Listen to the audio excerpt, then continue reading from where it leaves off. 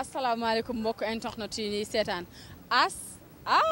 Ado nag namoon na leen vraiment te xam naa ni yéen a ma gënoon a raw dañoo nekkoon nag ci bagage rek yéen a ma xam nga jàmbaar dawul dafa wuti doole dañoo dawoon rek wuti cere dolli ñeex yéen a ma gën a xam pour émission bi gën a neex moo taxoon rek ñu dem wuti ci invité de marque ñëw teg ko fi ku ñu naan Laye xarañ loolu Laye T-Max Laye amul bàyyi tey nag sama émission dina mel ne mbàccum gerte fen du sedd Baye As tey nag maa ngi leen présenté woon koo xamante ne nii ku ko xamul ku ne dégg nga ko Laye T-Max Laye xarañ loo Laye amul bàyyi Laye nuyu naa la. waaw soxna Marème maa lay ziar di la nuyu bu baax. di la jox sa wàccuwaay. di nuyu waa kër gi. waaw di la nuyu bu baax a baax nag waaw di rafetlu teewaay bi fii. Laye jaruma bàpp man sama émission ku ne xam na ne boo ñëwee day metti daal waaye loolu lépp waxuñu ko émission bi tey du yomb Laye laa lay tegal nii de du ay caaxaan de wala Laye amul bàyyi. waaw Laye yow pourquoi amul bàyyi lan la. waaw loolu boo ma ko laajee damay am it mbégte trop pour tontu parce que amul bàyyi concept la marque la concept la waaw donc doon ndaw nekk ci réew mi pare pour liggéey loo xamante ni réew mi dañ ciy teg seen bët donc amul bàyyi marque la concept la waaw. waaw amul bàyyi concept la marque la mais xam nga tey ji dañoo toll ci jamono boo xam te ne nii ku ne xam na ne jeunes yi liggéeyatuñu. loolu am na. lu leen gën a ñor mooy drogué wu tux bool sàcc agressé lan ngay wax jeunes yooyu nga xam te ne say morom lañ waroon na def comme yow ndax ndaw nga su la neexoon nga dem nekk ci lu la neex mais ndaw nga créer sa concept bopp di liggéey sa liggéey lan ngay wax jeunes yooyu nga xam te ne ñooy dund lu leen neex.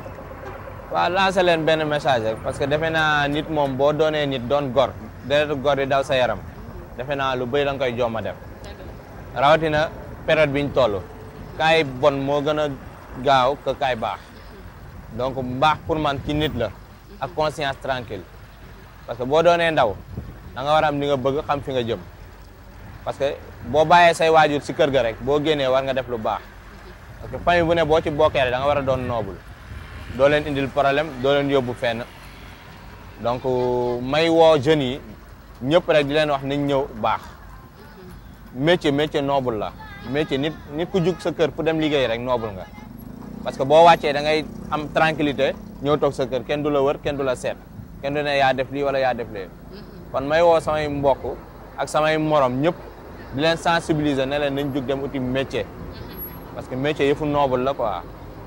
métier yëfu noble la Baye As waaye fi mu toll nii moom dafa mel ni sama commencement émission dama ko xaw a raayal fi mu toll nii xale bi xawul li ma capable Laye yow ku ne xam na ni Modou Lo ngay àndal. xarañ Lo mais yéen ñi ànd ak Modou Lo du yore seen T-Max yooyu yéen a dàkk agressé Laye téléphone bu ngeen romb ci mbedd mi bu Modou Lo di bëre ji yéen ay këf téléphone yi vidéo yooyu ku ne gis na ko.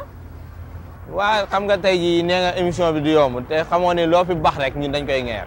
Laye na neex. waaw ba nga nee Laye T-Max rek nga wàccee wax ji parce que T-Max doon na loo xamante ne tamit concept la groupe T-Max bu xarañ loo loolu concept la bon je fais partie des gars yi nga xamante ne ñoo ko taxawal comme man ay Alé Ndaw consort doon nekk ci kaw nekk ci di ko piloté tey jii li nga wax bon du ma ne am na wala amul mais nit ku ne ak li ngay def wax nga ko sànq ci biir wax nee nga jeunes yi dañuy dem di agressé peut-être ñi yor T-Max di agressé ñoom la mais ñun ay noble lañ yoo xamante ni suñuy T-Max yoruñu ko pour di si agressé wala di si def n'importe donc buñ ko yoree suñu mbër moo war a génn ñu def suñu convoi te à chaque fois convoi buñ koy def da ngay gis ni ñun dañuy sol ay tenue kon ñun mënuñu sol tenue ba pare di def agression c'est impossible.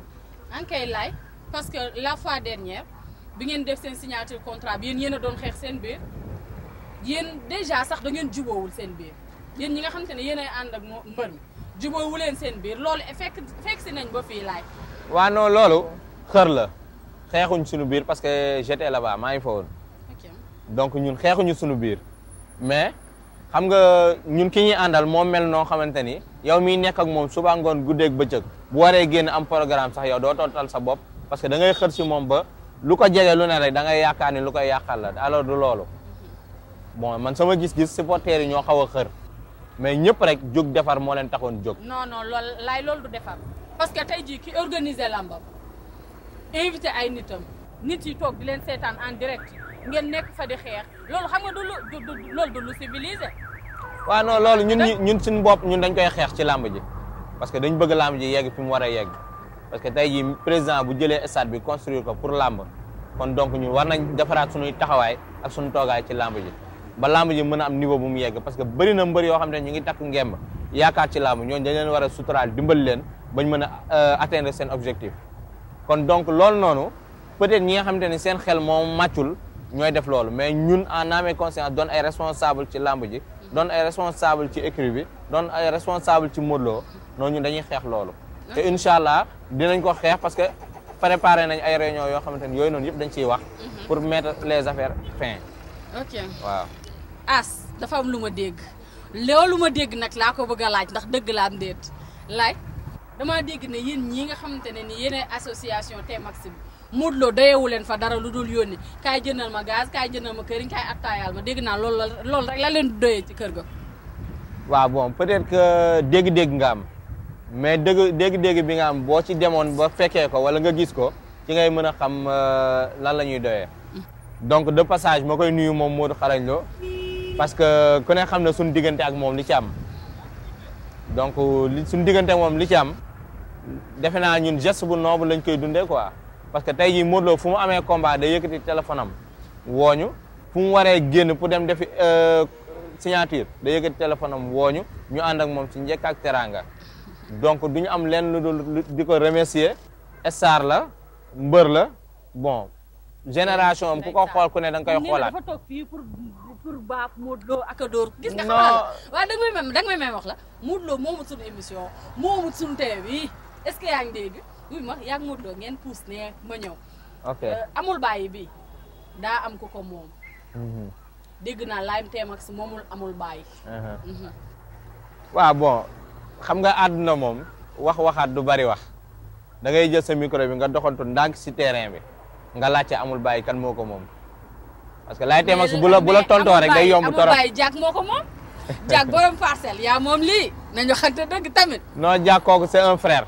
kooku c'est un frère ma koy saluer de passage parce que defe naa tey jii liggéey bu tollee fii ñoom bokk nañ si ñi nga xamante ne dañ may woo di ma conseiller parce que ndaw nga nekk ndaw di liggéey donc da ngay soxla conseil que muy mag bi wala muy ndaw bi ku la gis ku ne bu la woowee pour conseiller da nga koy dékk sa nopp parce que ay ndaw lañ demaguñ fenn tollaguñ fenn tey jii ñaan nañ yàlla marque bi dem ba doon loo xamante ni fi ñuy dégg marque yu mag yi di ko fa dégg donc ñun loolu lañ souhaité loolu la ñuy ñaan te am nañ njort que ni liñ commencé nii buñ teggul suñu tànk rek nañ fa yegg incha allah. ba tey jii leeralul Jack daa créé logo am toog ak yow waxtaan ak yow ne la booy wan la affaire bi ne la lii laa créé loo si xam nga ne ko ah nice na tourné dem logo bi am loo ci yokk muy amul bàyyi am na nu mu commencé woon yow xam nga man xam naa am na nu mu commencé woon nga yokk ci sa amul bàyyi daal di koy jël.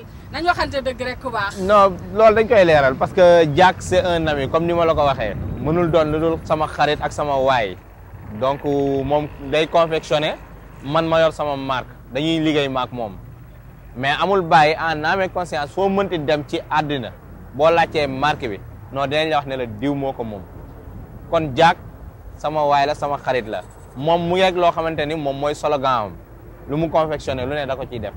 moom boo demoon léegi taalal ko micro dina la ne kat ah loolu diw moo ko moom waaw su ngi ne du teew nag ñuy nataal xoolal ni nga def. waaw amul bàyyi da laa laal. waaw du ay caaxaan de.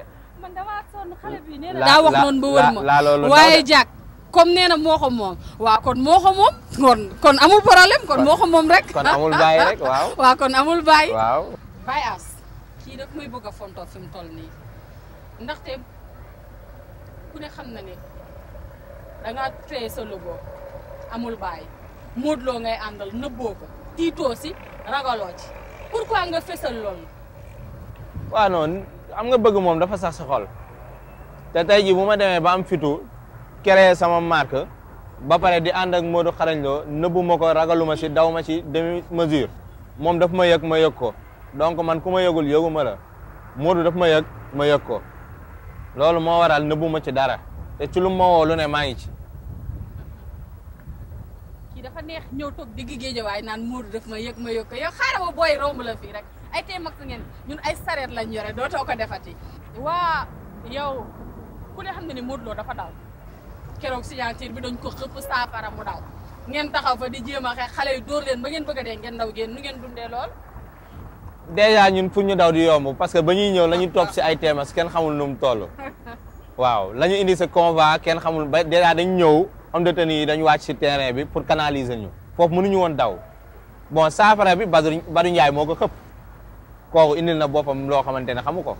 parce que tey jii lu ngeen koy def. non du question da la ngeen koy def mais moom si boppam dafa am accès interdit actuellement moom fu mu toll nii circulé tul te loolu dara jaralu ma ko. Géejawaay ragal dëkk def loo xamante ne après da ngay am ay problème di am ay yoon yooyu jaar ak yoo dul jaar. ñun ragaluñu loolu. yow xam nga ni mos ñun ragaluñu loolu. non ragal booy wut ko am fit fii koo fiy dégg instant bii nii ku si wala ku tekk dara Géejawaay ngay dugg biir Géejawaay. waaw non gis nga Géejawaay gis nga boo nee Géejawaay ne parcelle rek da ngay indi loo xamante ne tey jii maanaam Real Barça ngay indi. yéen da ngeen war a am jom ngeen moytu Balla Gaye daal looloo gën a rafet yéen ci seen jëm bopp yéen a war a dem toog parce que xam ne Balla Gaye du seen morom da leen di jàppaat defaraatal leen bagage balaa caag du ngeen dem xooli seen morom ay ñoom booy ama sax buñu leen booleeg ñoom ñu defar leen affaire ay ñoom booy ñaaw buñu leen booleeg ñooñu dañ leen defaral affaire kon Modou Lo dafa war a dem toog looloo gën a rafet. en tout cas yàgg na yàggul taxaw na ba noppi. kon boobu dem diggante Parcelles ak Géejawaay. derby la Real Barça la. waaw kon bañ egg li ci kanam nag raw li bët quoi. bañ egg ci ak jàmm. ok waa yéen pourquoi ngeen di ànd ak Modou Lo sës ci Modou Lo ngeen di jël seen i numéro di jël ay numéro xale yu jigéen di leen woo naan leen kaay leen mu boole leen ak mbër mi mu ngi si tamit sax ngeen di leen iri foofu di leen dóor di leen laal di leen tëddee mooy loolu xale yu jigéen di si jëlee ay ëmb ngeen koy bañ dama ci gis kaa bu dul benn du ñaar.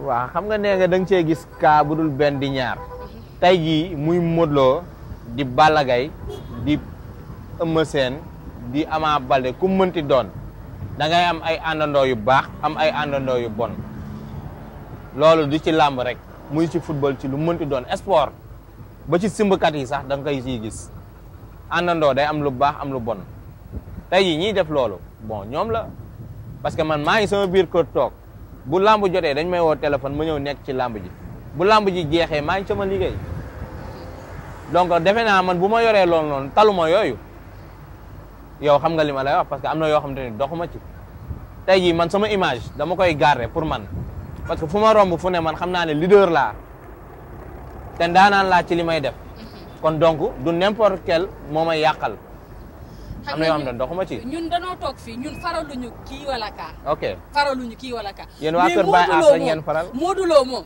ngeen. waa Kër Baye As rek ngeen di wër waroo leen leneen. waaw loolu dafa leer ndax ñun As ñuy fay dëgg neexul. waaw kon jeex na Modou Lo fay ñu Balla Gaye fay ñu waaye Géejawaay lañ dëkk. kon keneen ko leen faral rek perte ngeen. faral leen Baye As ndànk waaw Balla Gaye 2 ñun de Géejawaay lañ dëkk. ah ñun ñu ngi Parcelles de. lañ dëkk fa la affaire yi neexee mais Modou Lo moom dama lay wax boo bëggee sa carrière yàgg lool xarañ baal xale yu jigéen ñi nga yóbbu saa yoo xam nga bu baax man xam naa borom 4x4 bu noir bi yow xam nga man xam naa. en tout cas li ma leen mën a wax daal sosalaate kat la. xale bu jigéen bi kii li muy wax dara leeru ko ci daalum Ndakaaru. xale bu jigéen bi li muy wax dara leeru ko ci. Modou ku ne xam na ne ay entraînement am la am. muy këram tëdd. barke Serigne Beeg Baye dëgg neexul nag. damay wër rek. mix saa maa fa dugg gis oto bu weex bi. oto bu weex bi bëri na ci dëkk bi de. bëri na ci dëkk bi de. maa ci gis bopp. voilà bopp kooku. maa ko si gis. voilà mu ngoog. xam naa ne yow moom wax ji fii la rek mais boo duggee Parcelles parce que chaque jour yaa ngi Parcelles. gaa yaa ngi lay xaar buntu Parcelles nag. looy wax lu ne rek na leer. yow mënoo maa jaxase goo Parcelles. looy wax lu ne rek na leer. ñu daal Géejawaay lañ dëkk. fier d'être dëgg neexul. Balla Gaye ñun Géejawaay lañ dëkk de. Modou Lo bàyyil mix saa combat bi tal ko looloo gën a rafet daal. ok waa laay tey jii amul bàyyi fan nga ñaan yàlla mu egg et tout parce que yombul jeune xale bu tuuti créer sa logo ah di liggéey di job mais nag ngeen bàyyi topp mbëri daal. waaw bon loolu noonu question bu ma neex lay doon parce que amul bàyyi fu mu toll nii dañ naan mu ngi toll si 4 ans à 5 ans. ok parce que yombul d'abord nga créer loo xamante ne day visible ba ñit ñi mën ko di sol wala ñit ñi di ko utiliser di ko yóbbu fépp te tey jii gëm-gëm ak sañ-sañ ak mën-mën moo lay tax a yegg fenn fi parce que tey jii kenn kuy génn sa kër ku ne da ngay ñaan yàlla li ngay def nga am ci réussir ak mucc gu rafet te defe naa amul bàyyi logo bi marque bi actuellement Dakar ñu ngi koy consommer daal ñu ngi koy consommer dañ ciy ñaan yàlla mu defal ñu lu kawe njort ba tey jii au niveau national international ñu ko ciy gis di ko commander parce que déjà commencé na génn réew mi am na ñoo xam ne ñu ngi koy sol di ko yóbbu en dehors du pays kon loolu dañ ciy am contentement di ci am satisfaction waaw. yow fan yee passé organisé wu woo fi woon benn défilé. bon défilé bi defaguñ ko mais ñu ngi ci préparation waa xale jigéen yi ngay woo di leen défilé loo di leen tëddee pour lan la laaj. waa mooy li may wax rek am ku ma woo téléphone man damaa jot appel man. mooy li may wax rek xam nga tey jii Marème ma woo Marème tëddee ko moo gën a gaaw may woo xale jigéen di leen tëddee. comme wax ji daa war a neex moom na neex rek. comme wax ji daa war a neex moom na neex rek ma woo la tëddee la moo gën a gaaw may woo xale jigéen ñi. waaw parce que yow. laay bala nga maa tëddee di nga ko waajaat nag man mii bala nga maa tëddee di nga ko waajaat. waaw non dama ñëw nga ne émission warul yomb tey du yomb fii dara du fi yomb loo bax lu ne ma ngeer ko. waaw li ma wax daal daw ma ci yoole. yaa ngi maa ngi. waaw kon yoole ñeneen ñi mënuma leen tëddee parce que xaw ma leen mais yow xam naa la xam nga ma tëddee la moo gën a gaaw. waaw te xam nga ni yow ak amul bàyyi rek. suufu lal bi sax day ëpp. parce que ak yow rek non dara du yomb. mënee nga kaw mënee nga suuf. est-ce que doo coupé. waaw doo coupé micro parce que. non daf maa laal te man ku ma laal ku ne jot ma. yaa ngi nii maa ngi nii. waaw day leer rek da ngay pare ñu caw la xiiri. biir géejawaay laa la fekk biir géejawaay laa la koy defee. mu ngi nii nay leer rek. waaw kon baax na. waaw kon donc ci amul baay bi daal loolu lañ ciy ñaan yàlla. ñu ngi préparé nag ay événements yoo xamante ne pour après tabaski bi. parce que dañuy am chaque année dañuy faral di def ay dons yoo xamante ne ay ndogu lay doon wala yenn affaires yi chaque vendredi ak yeneen ak yeneen ak yeneen kon donc dañuy ñaan yàlla logo bi yegg foo xamante ne au niveau national au niveau international ba ku ne di ko consommer ku ne di ko sol déjà ensemble yi été bi ñun ñee ngi koy jël bu baax sax di ko demee plage di ko demee fu ne kon donc loolu satisfaction la contentement la bon dañuy remercier ñëpp daal parce que tey jii ñi siy teg seen loxo di si jàpp bari na ñun tekkiwuñ dara ay jeunes la ñu gëm suñu bopp am suñuy moroomu jeunes yoo xamante ni ñu ngi fi gëm lañu ko parce que tey ñun rek mënuñu dem il faut que mu am ñu si jàpp am ñu si taxaw comme waa Kër Baye As ñooñu kenn amul seen fay franchement parler waaw ñoom kenn amul seen fay ñu ngi def lu doy waat ci dëkk bi parce que dañ leen di suivre bien avant ñuy ñëw fii kon donc émission yi ngeen doon def yooyu noonu yëpp ñu ngi koy suivre ñu ngi koy gis daal franchement dañ leen di encouragé di wax ñu ngi seen ginnaaw à 100% waaw di ñaan yàlla lafal leen cat ba affaire bi doon ay télé parce que ay borom baax rek ñoo fi ne franchement parler bi ma ñëwee jàmm rek laa fi gis kon donc jàmm moo fi ne daal waaw. waaw Baye As ñoo ko gisandoo vraiment émission bi ku ne xam na ne émission bi neexoon na trop man dama leen a namoon te xam naa ne yéen a ma rawoon comme ni ma leen koy faral di waxee rek sama chaise baa ngi nii ku ko ñemee na ñëw toog.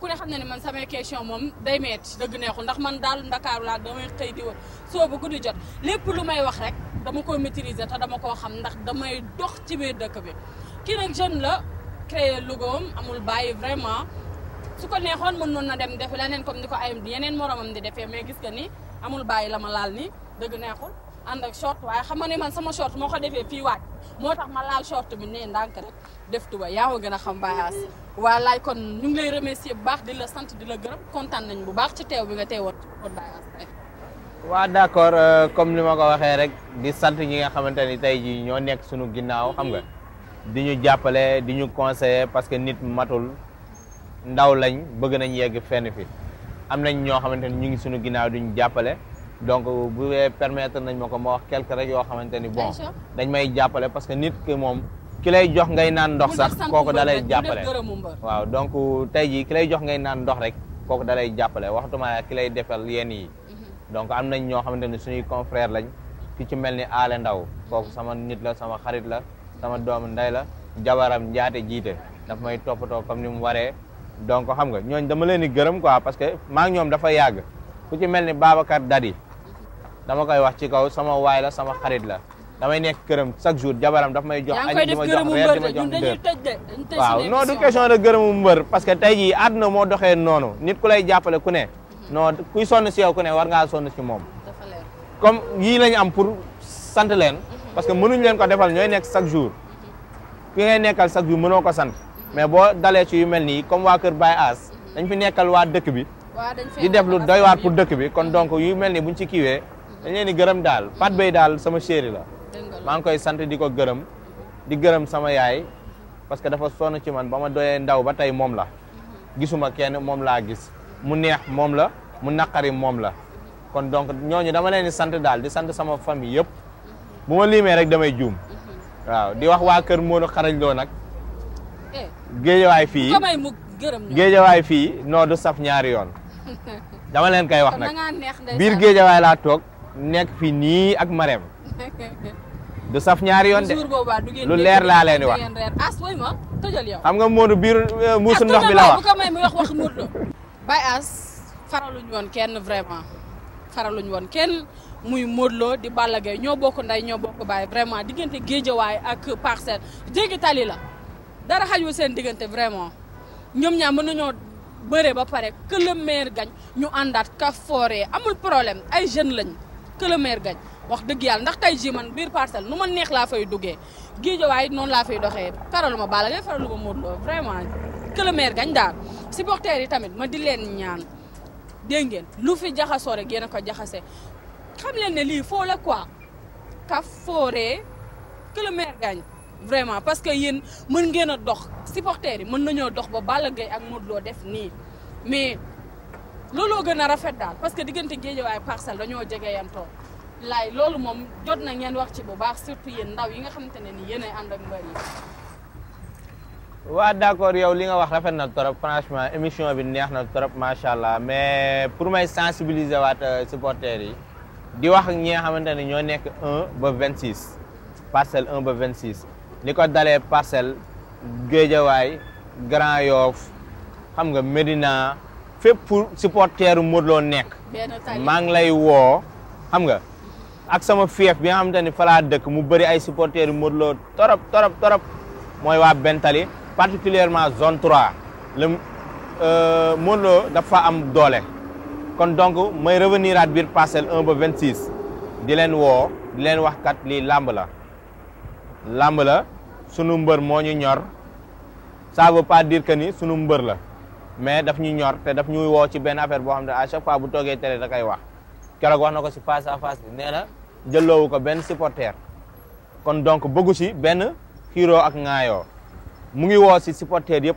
jàmm ak salaam ñu ñëw comme niñ ko daan defee xam nga waa génération maa ngi koy jël teg ko seen loxo génération xarañ woo leen ñëpp ngeen sensibiliser ñëpp ngeen waxtaan ak supporters yi ñu dem ci ak yar ak teggin parce que stade bu bees bi dañ ko defar ci anam boo xamante ni anam bu mucc ci ayib parce que lii làmb mosu ko am te tey ji bu ñu demee ba am ko làmba tax combat royal bi fa lañ ko waroon bëree mais bu ñu demee ba ne Modou Lo ak Balla Gaye ñoo ko war a ubbi kon donc ñun war nañ defaraat suñu comportement bay stade bi ni mu mel bu ñu bëree bàyyi fa loo xamante ni keneen kuy bëri di nga xam ni kat Modou Lo Balla Gaye moo gën a doon derby ci làmb ji te def nañ loo xamante ne stade bi amul benn problème kon donc ma ciy woo waa Parcelles di ci woo waa Guédiawaye di leen wax ni ñun on est des frères ñun ay frères lañ quoi Modou Lo ak Balla Gaye ci kàttanu yàlla bu ñu bëree ba pare daañ dox ay tànk yoo xamante ni àdduna bi yëpp dañ xam ne ñii duñu ay noon looloo gën a rafet parce que duñu ay noon dañuy mayante xaalis bu Modou Lo ne bëréwul ak Balla ne bëréwul ak Modou kon du am sens